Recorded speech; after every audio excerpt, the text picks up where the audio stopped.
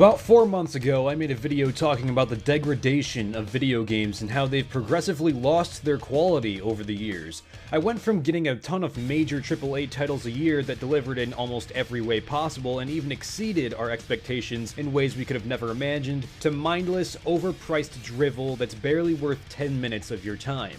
All too often, the best games released are overshadowed by the lowest common denominator. The garbage that were constantly shoveled by greedy, money-hungry developers without the slightest shred of integrity in their souls is what's thrown at us. It's a crying shame that when I ask my friends about it, they rarely have ever heard of the unsung masterpieces that are Dark Souls, The Witcher, or Ori and the Blind Forest, all of which are the best games I have ever played. Instead, it's the Call of Duties, Destinies, Battlefields, Forzas, Maddens, and so forth that claim the glory of being the biggest games of the year, despite being some of the most lackluster, mind-numbingly dull, and even in some cases outlandishly terrible games ever to exist.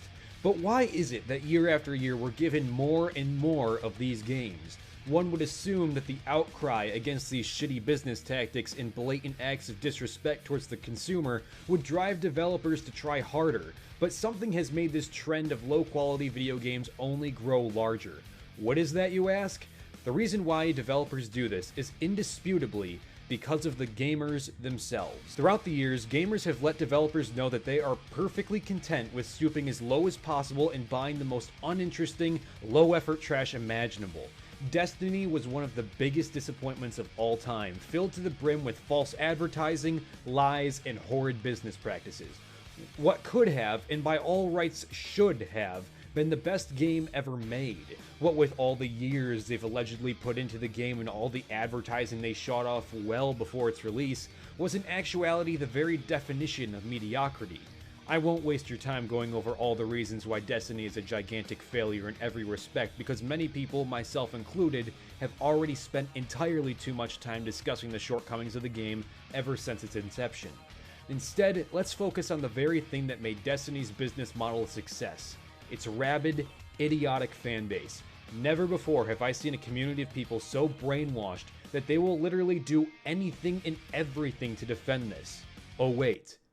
Yes, I have. The need to justify their purchase has grown so strong that they will blatantly ignore every single valid criticism of the game, no matter who says it or how good of an argument the person puts forth. Criticize the story? Oh, well, it's a video game. It's not supposed to have a good story. Criticize the level design? Oh, well, they were just pressed for time, so it's fine. Criticize the shitty boss design? Oh, well, you're just bad at the game, scrub. I'm not going to waste your time trying to decipher why exactly these people are so hell-bent on defending something that they have no reason to defend, because the truth of the matter is that I don't know the exact reason why people defend things like this, but I can tell you precisely why this thought process is so detrimental. This sends a very clear message to game developers, and that message is this: you can fuck us all you want, and we will always defend you. Look at The Division, a game that's basically the less interesting, infinitely more boring, far more glitchy, less inspiring third-person version of Destiny. You would think that a game that's worse than Destiny would have received a ton of flack, but what happened instead? People, mostly imbeciles from the Destiny community like Dado, Cacus, and More Console, immediately leapt in the game's defense. I've even seen one popular Destiny YouTuber make the absurd claim that it's the fault of the player for not liking its boring, uninspired formula. What could have been a genuinely amazing game came out a shadow of its former self. Literally, look at the fucking graphics downgrade. It went from Crytek visuals to PS2. Or how about the more recent addition to the compilation of bad games? No Man's Sky was hyped to be an incredible new indie title, a $60 game that allowed you to explore the universe, visit incredible worlds, interact with wildlife, partake in massive space battles, destroy stations, choose factions, roleplay with other characters, and shoot robots and wildlife with friends. Guess what you couldn't do? Just about all of that. The game was the biggest blatant lie in the history of gaming. It made Destiny look like the second coming of the Elder Scrolls V, for fuck's sake. Sean Murray is now perhaps the most hated public figure in gaming, and I'm absolutely positive that there's just about zero possibility for Hello Games to have a truly successful title in the future. But somehow, someway, there are people in the world that are legitimately fucking stupid enough to look at a game that's as genuinely terrible as No Man's Sky, and they will defend the shit out of it. They'll ignore the fact that there's literally nothing to do, that the entire premise of the game's a gimmick, and that Sean Murray directly lied about the 99% of the game, and rabidly defend it as though their lives depend on it. The sheer level of stupidity that I saw in the comments section of my review for the game was astounding. Now sure, people can like even the most terrible games in existence, and more power to them if they can find entertainment that's something I personally can't. But there's objective truths when someone points out the lies, false advertising, and broken nature of a product and is rightfully angry about it. When the Steam page for No Man's Sky has a disclaimer about their refund policy, and their reviews are overwhelmingly negative across the board, that should be an immediate indicator that this game is a steaming pile of shit. Time and time again, we find ourselves in a situation where a bad game comes out and people will rabidly defend it for seemingly no reason whatsoever. Now, again, we can spend half an eternity debating what the exact reason is, so we won't bother right now, but it's really important that we understand just how bad this is for gaming in general. The response from people like this only serves as a reminder that game developers can do whatever they want and get away with it. It doesn't matter how many shitty Call of Duty games come out. It doesn't matter how many overpriced Destiny expansions are released that still fail to complete the game. And it doesn't matter how many times Sean Murray gets his stupid shit-ass faggoty disingenuous grin. If people keep buying these products and defending them, we'll see a complete absence of games that remind us just how good we can get. We won't have any more Witcher 3s, Dark Souls 3s, Ori and the Blind Forests, Skyrims, or Dooms. We'll be forced to deal with the mindless drivel in the form of Destiny, Recore, Quantum Break, and the Order 1886. If Destiny has taught us anything, it's that the standard for good video games has diminished to the brink of near non-existence, and only by standing up, putting our collective foot down, and saying no can we achieve the barest spark of gaming nirvana like we used to have. While I said we wouldn't speculate as to the precise nature of this sudden shift in the mindsets of gamers, I think it's appropriate that we look at the game that may have been the origin of the issue to begin with, the very thing that began this rapid decline in video games: Call of Duty. Once upon a time, Call of Duty was the gold standard for military FPS. While it wasn't the competitive giant that was Halo or the realistic behemoth known as Battlefield, the fast-paced gameplay, heavy reward system, and good map design made it an instant appeal for the masses and transformed it into a cultural phenomenon.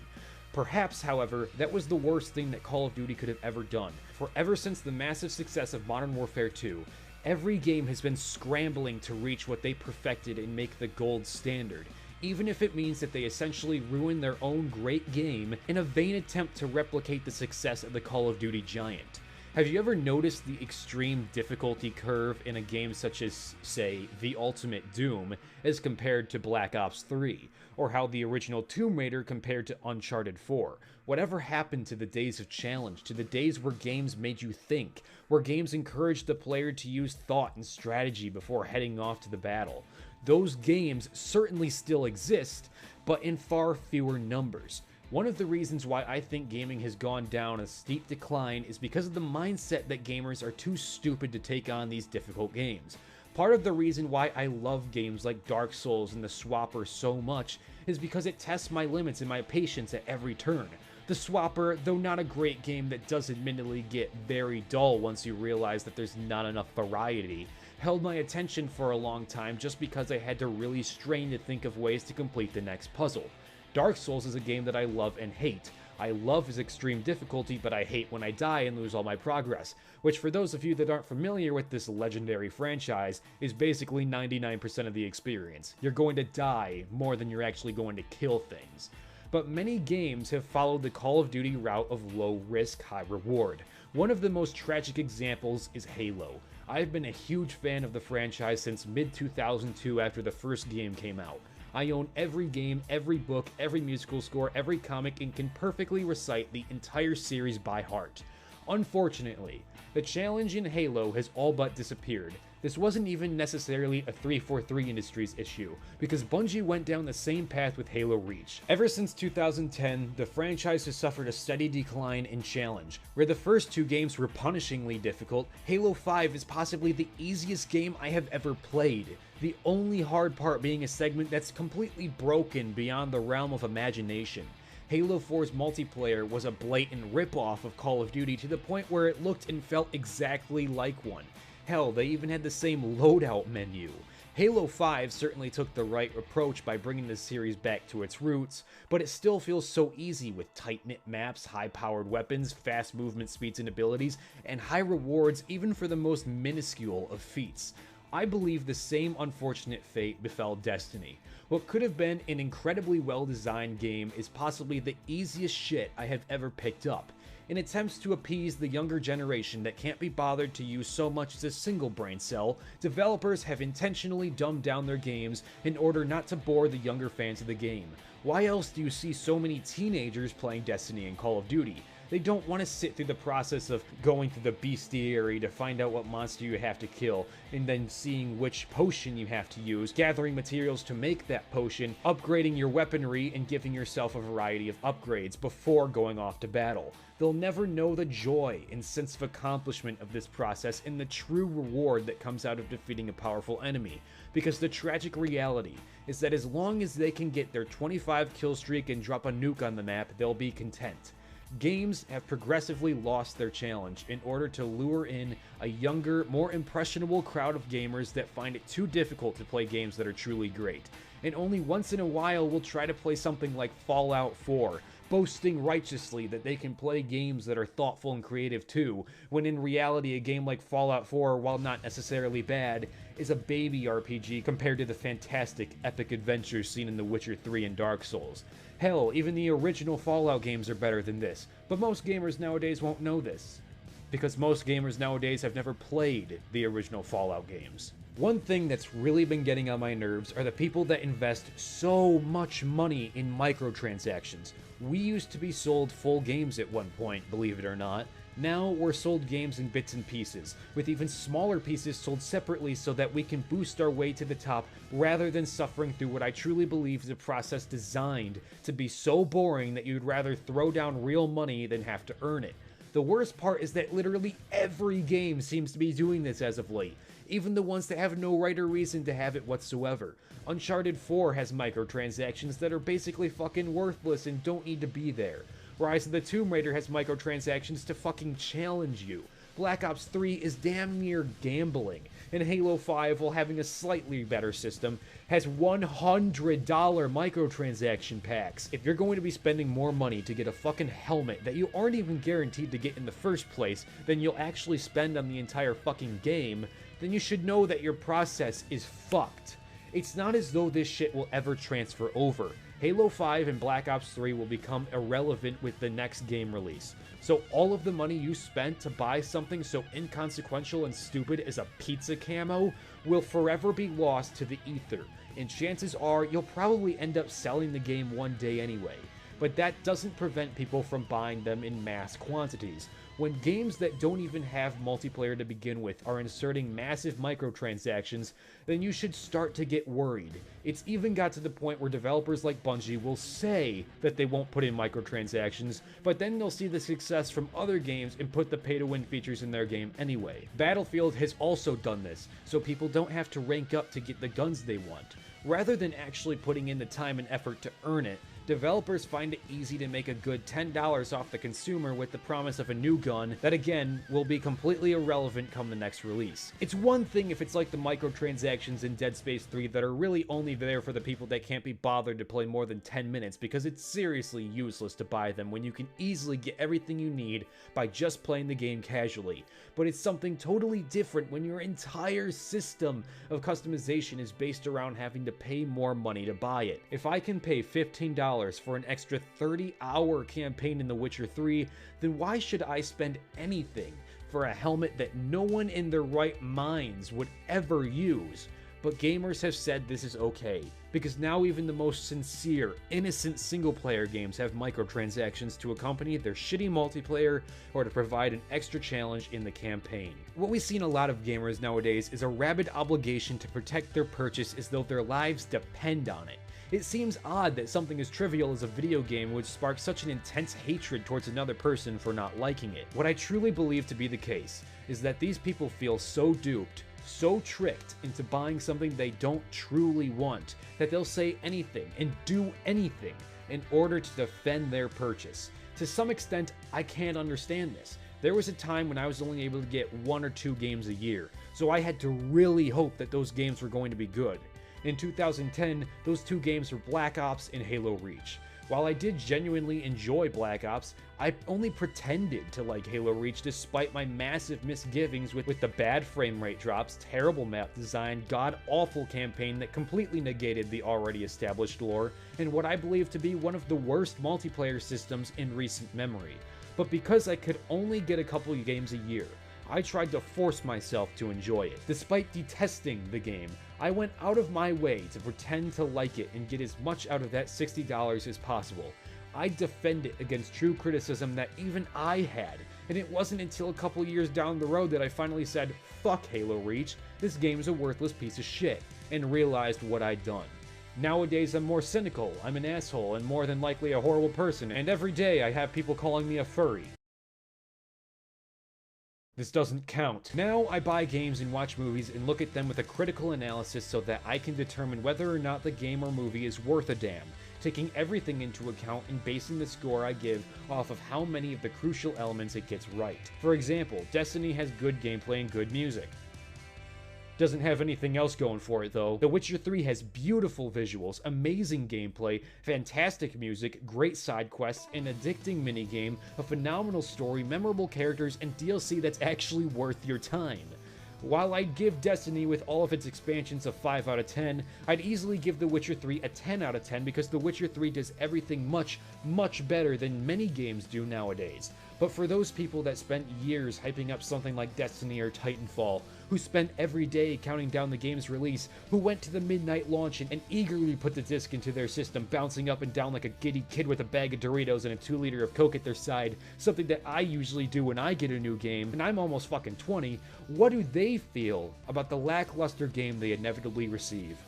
Unfortunately, they want to believe that their game is the best thing since the birth of Betty White, and so they go out of their way to defend it irrationally despite the criticism it rightly deserves, then go on some dumbass network like IGN to confirm to themselves in their own minuscule echo chamber that their opinion is objectively correct as they eagerly await the next release from the studio that brought you something as shitty as Bubsy 3D. This sense of buyer's remorse is just another thing that makes game developers all the more ready to release another shitty product, because as long as someone defends their mediocre game, they'll keep making money and keep making mediocre games. Games today have become less and less enjoyable.